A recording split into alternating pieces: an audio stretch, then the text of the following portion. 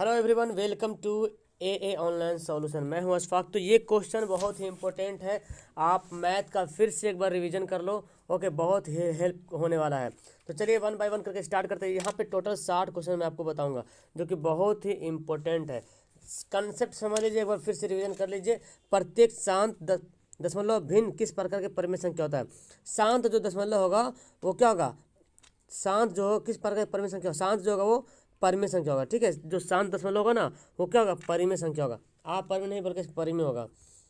पाई, पाई का मान क्या है, पाई एक अपरिमेय संख्या है, इसलिए शांत नहीं होगा बल्कि क्या होगा, अशांत हो। क्या होगा, अशांत अनावर्ती बोलेंगे। क्या बोलेंगे, अशांत अनावर्ती। ठीक है, पाई क्या है, अशांत अनावर्ती। लेकिन पाई का वैल्यू जो 22/7 होता है ये शांत हो जाएगा। √11 किस प्रकार की संख्या, देखो जिसका रूट नहीं निकलेगा वो अशांत हो जाएगा। ठीक है, जिसका रूट नहीं निकलेगा वो अशांत हो जाएगा। तो रूट नहीं निकल रहा, अशांत बोले तो आप परिमेय संख्या बोले, है ना। जिसका रूट नहीं निकलेगा वो क्या होगा, आप परिमेय संख्या। तो आंसर क्या हो जाएगा, ऑप्शन 1 हो जाएगा।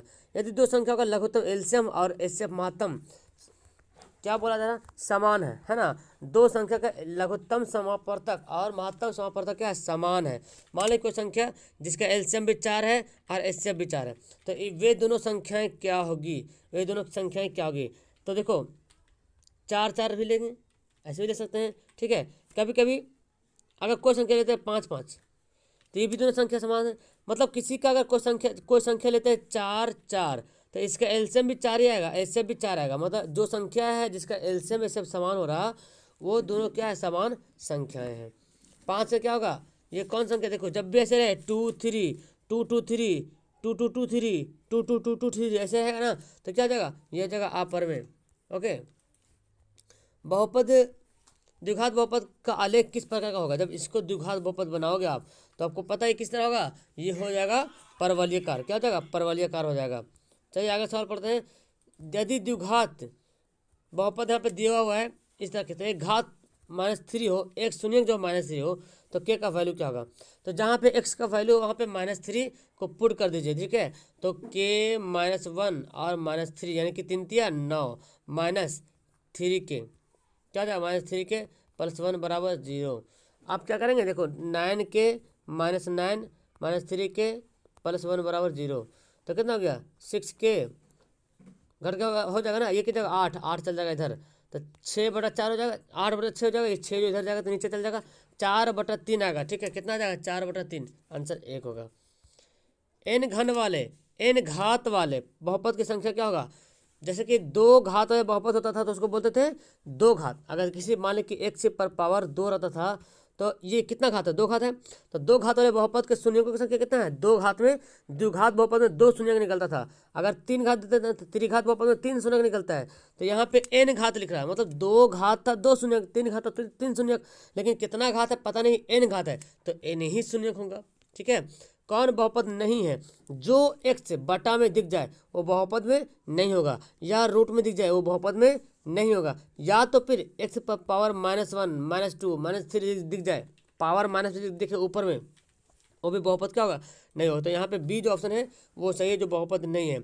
समीकरण अगर आप बनाते हैं, रैखिक चित्र एक दूसरे को समांतर अगर करती है, ये अगर इसी तरह समांतर जाती है तो क्या होगा, ये इसको बोलेंगे आप, इसको विरोधी क्या बोलेंगे, विरोधी, क्योंकि इसका कोई हल ही नहीं होगा, इसका कोई हल नहीं होगा। ठीक है, आगे बनाते हैं। समीकरण जो दिया हुआ है, वाई एक्स का वैल्यू 1 दे रहा है, वाई का वैल्यू निकालना है, तो यहाँ पे एक्स का वैल्यू क्या करो, पुट कर दो, 2 × 1 -3 वाई बराबर 14।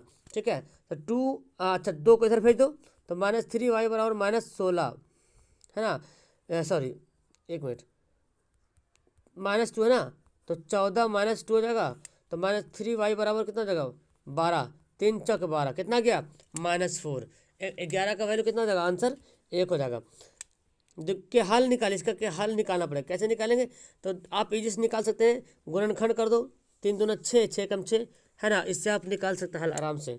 तो क्या करेंगे, 2x² यहाँ पे हम बनाते हैं 2x² और -6x प्लस 3 दूना 6, 6 कम 6 x और -3, तो 2x ले लिए कॉमन, तो x से -2 3 6 बच गया, 1 कॉमन x -3, तो x का वैल्यू कितना आ जाएगा, जब इसको हल करोगे तो x का वैल्यू 3 आ जाएगा, और 2x + 1 को जब हल करोगे तो 1/2 आ जाएगा, -1/2 आ जाएगा। ठीक है, 2x+1 को हल करोगे तो -1/2 आ जाएगा। अब देखना यहाँ पे क्या है, 3 तो ऑप्शन में दे नहीं रहा, तो -1/2 दे रहा है, इसलिए -1/2 हो जाएगा।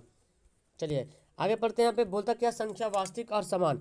वास्तविक और समान कब होता है, जब d का वैल्यू 0 होता है। समांतर श्रेणी का 12वां पद कौन सा है, 12वां पद। तो देख लीजिए यहाँ पे 12वां पद बोले तो n 12 निकालना, ठीक है। a कितना है 5, a प्लस n-1 क्या होता है, a plus n-1 into D. तो n कितना है 12, 12 में से घटेगा तो 11, और डी का वैल्यू कितना है, इसको घटाएंगे तो आएगा 4। तो 5 + 11 तो 44, कितना गया 59, है ना 59। तो चलिए इसका आंसर क्या करते हैं, a + n-1 इंटू डी 49 आ गया था ना, 5 + 12 से 11 इंटू 4 आएगा तो 44, 5 49, ठीक है। यहाँ बोला n विषम संख्या है। विषम संख्या जब बोले तो फॉर्मूला क्या होता है, n का स्क्वायर, ठीक है। विषम संख्या बोले तो क्या करना है, n का स्क्वायर करना है। और अगर सम बोले तो n इंटू n+1 करना है, ठीक है। सम बोले तो n इंटू n+1 करेंगे, और अगर प्रकृत संख्या बोलेगा तो n इंटू n+1/2 करेंगे। कोई भी क्वेश्चन टपक सकता है। 5 से विभाजित होने वाले अंकों की सभी संख्याओं का योगफल निकालना है। मतलब 5 से विभाजित होने वाली तो 2 अंकों की, यानी कि 10, 15, 20, इस तरह से बढ़ते बढ़ते कहाँ तक जाएगा, 95 तक जाएगा। तो पहले n निकालते हैं, तो आखिरी संख्या कितना है 95 है। तो a + n-1 into D, n-1 into D कितना है 5 है, इसका अंतर। तो 10 + 5 n-5, तो घटेगा कितना जाएगा 5 बचेगा, 5 इधर घटा दो कितना बचेगा 90। तो 18 + 5 90, n का वैल्यू कितना आ गया 18 आ गया। अब 18 आ गया तो अब योग निकालो, क्या होता है फॉर्मूला, n/2 है ना, 18/2 इंटू a + tn। तो tn कितना था 95 था, तो कितना आ गया 9, ऐसा जोड़ो कितना आ जाएगा 105, है ना 105, गुना कर दो 9 × 5 = 45, 9 × 5 = 45, 945, जो कि ऑप्शन में नहीं दिया हुआ है, यानी कि ऑप्शन क्या है गलत है, 945 होगा, ठीक है। 935 नहीं बल्कि 945 होगा, ओके। चलिए आगे पढ़ते हैं। दो समरूप त्रिभुजों का अनुपात दिया हुआ है, तो माध्यिकाओं का अनुपात क्या होगा, जो परिमाप का अनुपात वही माध्यिका का अनुपात। एकदम ध्यान सुन लो, जितना परिमाप का अनुपात रहेगा वही माध्यिका का अनुपात रहेगा, ठीक है। कभी कभी ध्यान से देखो इसको।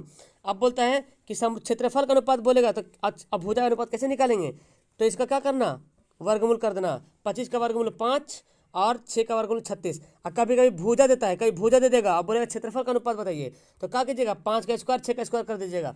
स्क्वायर करिएगा तो क्या होगा, बन जाएगा क्षेत्रफल का अनुपात। 12 सेंटीमीटर भुजा वाले समबाहु त्रिभुज का शीर्ष का क्षेत्रफल। अब शीर्ष लंब निकालना है। शीर्ष लंब का फॉर्मूला √3/2 गुना भुजा, √3/2 गुना भुजा। भुजा कितना है 12, 2 × 12, 6√3, 6√3 कहाँ गया है, देखो आंसर 19 का आंसर कितना हो गया, ऑप्शन बी हो गया।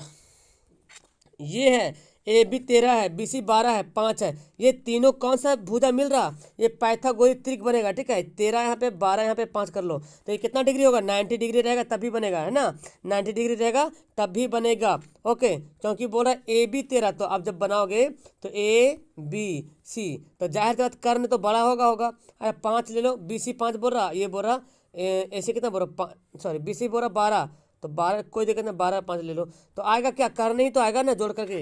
ये पाइथागोरस का नियम है।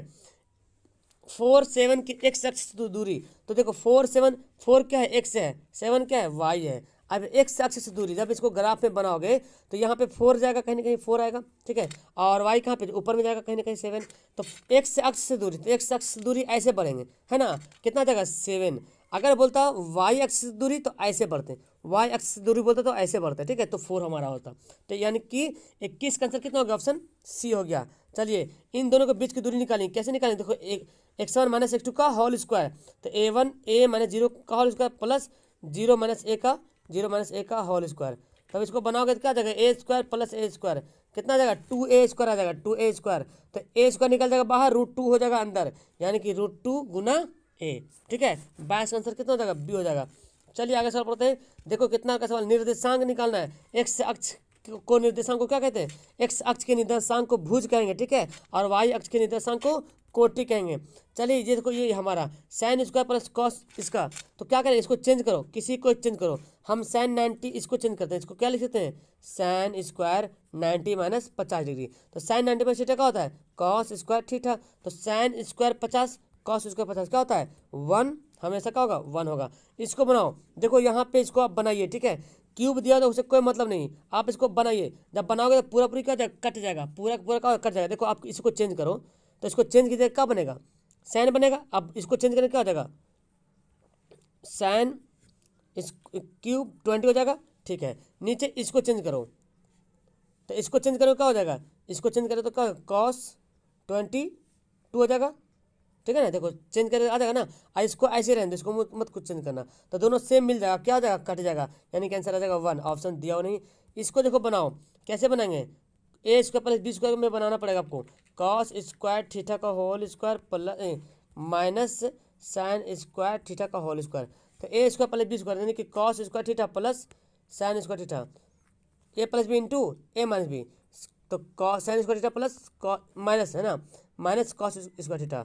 तो एक बार तो हमारा प्लस हो गया, तो कॉस स्क्वायर थीटा, देखो यहाँ पे cos square theta minus sine square theta, ये हमारा पास बचेगा। बाकी एक तो हमारा cos square plus sine square था तो 1 हो गया। अब इसको हमको तोड़ना है, ठीक है। इसको क्या करना है, तोड़ना है। तो साइन को तोड़ दीजिए, इसको कॉस स्क्वायर थीटा रहें, तो साइन को क्या लिखेंगे, साइन का फॉर्मूला होता है 1 minus cos square theta, 1 minus plus direct कर देते cos square theta. Cos cos में क्या हो जाएगा, 2 हो जाएगा और -1, 2 कॉस स्क्वायर थीटा -1। देखो इसको बनाओ, यहाँ पे आप जब बनाओगे तो कहीं ना कहीं आपको यहाँ पे क्या मिलेगा, लास्ट में आपको tan 45 मिलेगा, ठीक है। जब बना, अच्छा कोई दिक्कत नहीं, इसको इससे बनाओ, ठीक है। तो 89 आया, कहीं कहीं 88 भी तो आएगा, इससे पहले करेंगे तो इसको इससे लेके जाएंगे। तो आप tan 1 और tan 90 को 89 को बनाएंगे, कितना आंसर आएगा, 1 आएगा, क्योंकि tan इंटू कॉट 1 होता है, तो हमारा आंसर क्या हो जाएगा, 1 हो जाएगा। ये देखो इसको बनाइए, साइन बराबर क्या होता है, लंब बटा tan दिया 15/8, 8 को इधर भेज देंगे तो आ जाएगा। tan बराबर क्या होता है, लंब बटा आधार, ठीक है। तो कर्ण कितना है, पक्का आपको पता है कर्ण 17 होने वाला। अब साइन बराबर क्या होता है, लंब बटा कर्ण, लंब कितना है, लंब हमारा 15 है, कर्ण कितना है, 17 है। कॉस बराबर का आधार बटा कर्ण, आधार कितना है, 8 है, और 17 है। तो 18 में से 15 में से 8 घटेगा, कितना हो जाएगा, 15 में से 8 घटेगा तो 8 7 15 है ना, 8 7 15 और नीचे 17 दिया हुआ है, तो बनाओगे तो आंसर कितना आ जाएगा, ऑप्शन डी आ जाएगा। देखो ये डायरेक्ट फार्मूला है, sign square theta plus cos square theta क्या होता है, 1 के बराबर होता है।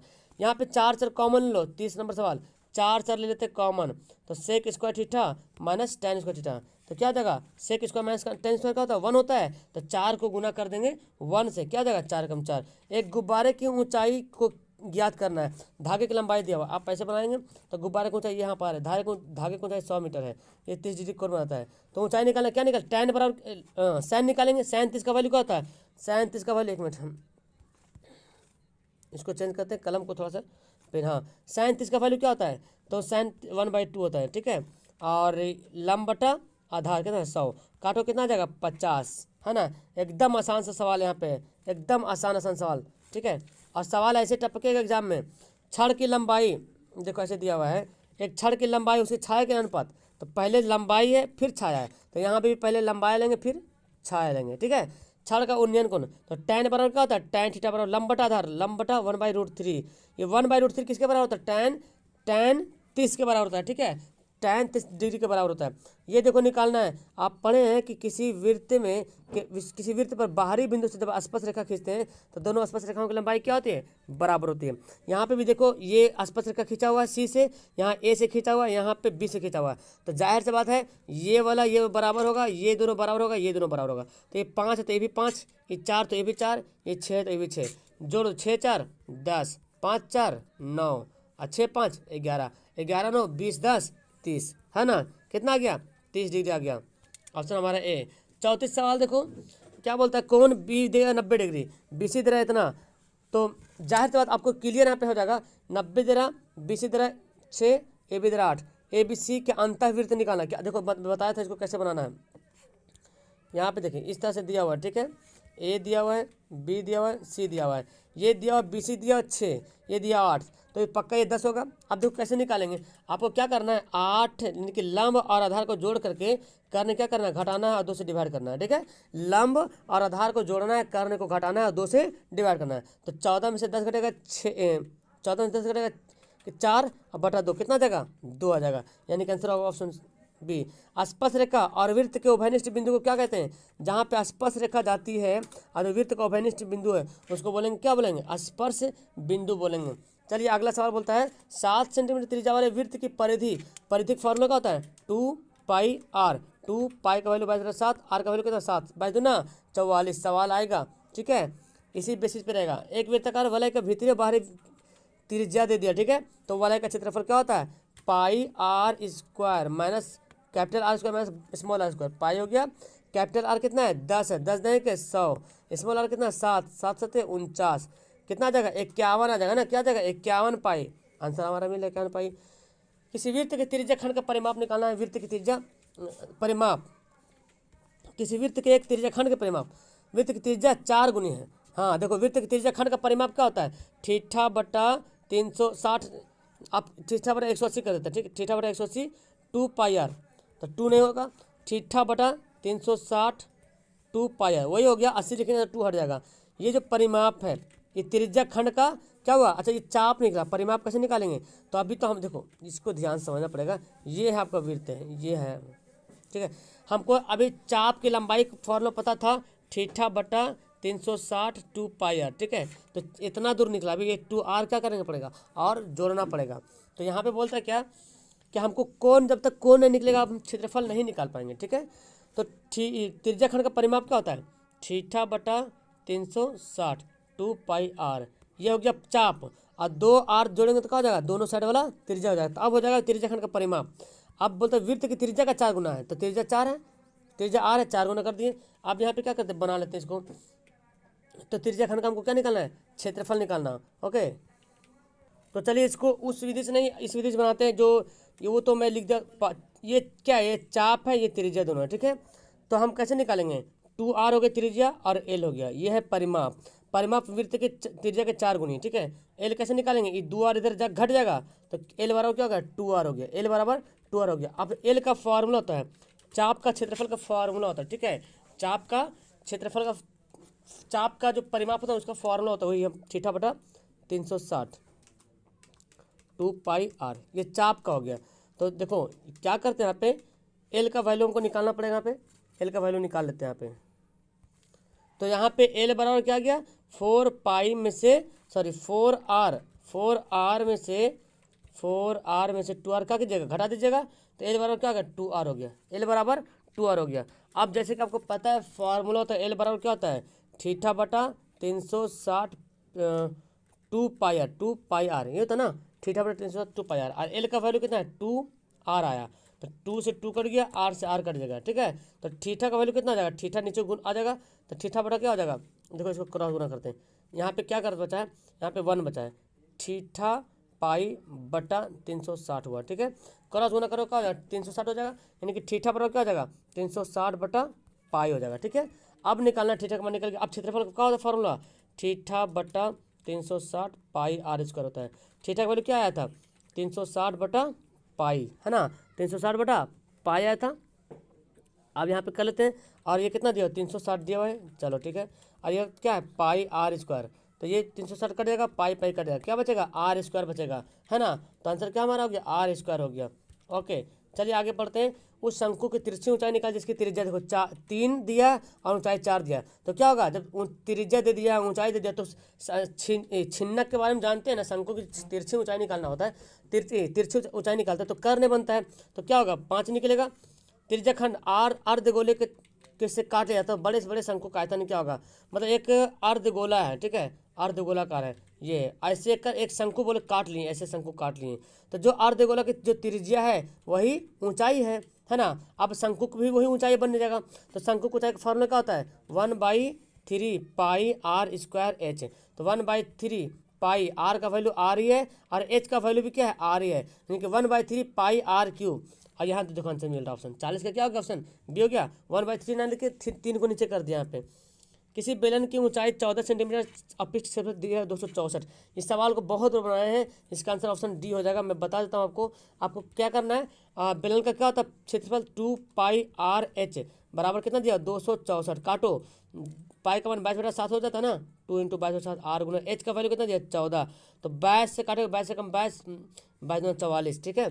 फिर काटो 7 दूना 14, 2 तिया 6 और 3 दूना 6, 2 छक 3 दूना 6, यानी कि आर का वैल्यू 3 आ जाएगा, ठीक है, आर का वैल्यू 3 आ जाएगा। अब ऊंचाई निकालो क्या होगा, आयतन बोला ना, पाई का वैल्यू पाई लिख लेते pi r square h, pi r कितना है 3 × 3, एच कितना है 14, 7 दूना 14, तो 12 22 दूना 44, 44 4 दूना 8, 8 चौक 32, सॉरी 22 का मतलब 66 है ना, 22 66, 66 को कर दो 3 3 दूना 6 है ना, सॉरी हाँ 3 है ना, 3 दूना 6 से गुना कर दो तो कितना आ जाएगा, 1 मिनट यहाँ पे 22 pi r square h, pi r square h, 7 दूना 14, 2 तिया 6, 6 दूना 12 है ना, तो 12 को 22 से गुना करो, 12 दूना 24, तो ठीक आंसर आ जाएगा। आप गुना करो पाई आर स्क्वायर एच करेंगे ना, 3 इंटू 3 गुना और 14, 7 दूना 14,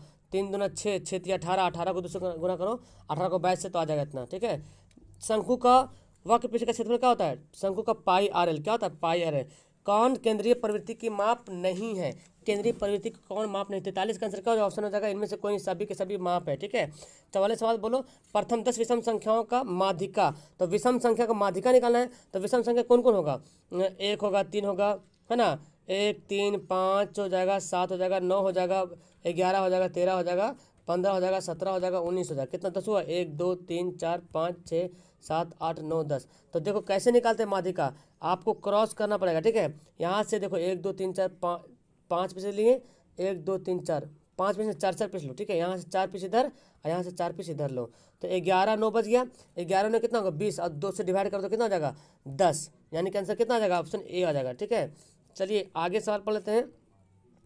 आगे का बोलता हूँ, आलेख द्वारा किसको निर्धारित नहीं किया जा सकता है ना, किसको आलेख के द्वारा निर्धारित नहीं किया जा सकता, कौन है जिसको आलेख किससे निर्धारित नहीं कर सकते हैं, तो 45 का आंसर होगा ऑप्शन ए माध्य को।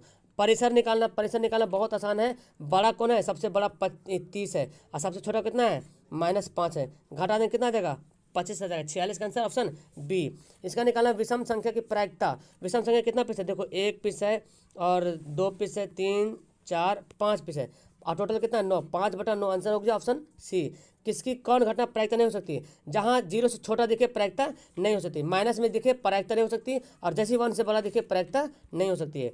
5 उजला गोली है, 7 लाल गोली, तो लाल गोली निकालने की प्रायिकता क्या होता है, लाल गोली कितना है 7 है और टोटल कितना है 7 5 12, यानी कि 7/12, 49 का आंसर क्या हो जाएगा ऑप्शन बी हो जाएगा। एक 500 को उछालने पे 4 आने की प्रायिकता, तो 4 आए तो एक बार 4 आएगा, घटना तो एक ही बार घटा ना, और टोटल कितना है 6, 1/6। ओके अगला सवाल पढ़ते हैं, इनकी बीच की दूरी निकाली, देखो 2 में से 2 घटाए, 2 माइनस क्या हो जाएगा प्लस का होल स्क्वायर और 3 में से 3 घटाएंगे तो क्या हो जाएगा 3 - 3 का हो जाएगा 0, तो 2 दूना 4, 4 चौक 16 को निकालोगे 4 ही आने वाला, ठीक है। द्विघात बहुपद यहाँ पे दिया हुआ ये वाला, अल्फा प्लस बीटा का वैल्यू निकालना, क्या होता है -b/a होता है, b का वैल्यू कितना माइनस प्लस 1/1, 1 यानी कि कितना आएगा, काट छाट के आंसर 1 ही आने वाला है। इसको निकालो, इन दोनों को योग करोगे तो क्या आएगा 180 के बराबर होगा, यानी कि 3d, इन दोनों को योग क्या होगा 180 के बराबर होगा, तो जोड़ देते हैं इन दोनों को, 5d + 70 बराबर 180, 70 उधर भेजो कितना हो जाएगा 5d बराबर कितना हो जाएगा 70 घटाएंगे तो 110, 22 × 5 = 110, कितना आ गया 22 डिग्री, आंसर ए हो जाएगा।